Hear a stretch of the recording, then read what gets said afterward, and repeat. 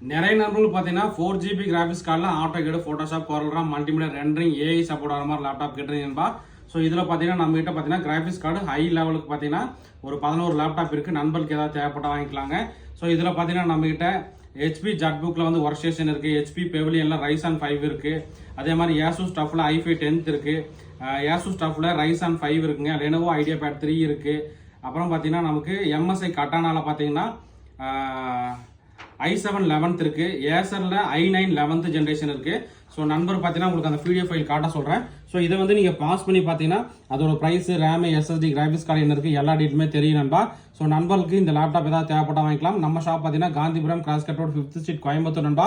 இது போக பார்த்தீங்கன்னா நான் நார்மல் யூஸ் தான் பண்ணுறேன் அப்படிங்கிறவங்க பார்த்தீங்கன்னா ஸோ இதுலேயும் வந்து நம்மகிட்ட நம்ம லிஸ்ட்டு கொடுத்துருக்கோம். ஸோ இது பார்த்தீங்கன்னா ஃபஸ்ட்டு ஸோ ப்ரைஸ் வந்து கம்மியிலிருந்து நம்ம ஸ்டார்ட் பண்ணியிருப்போம்.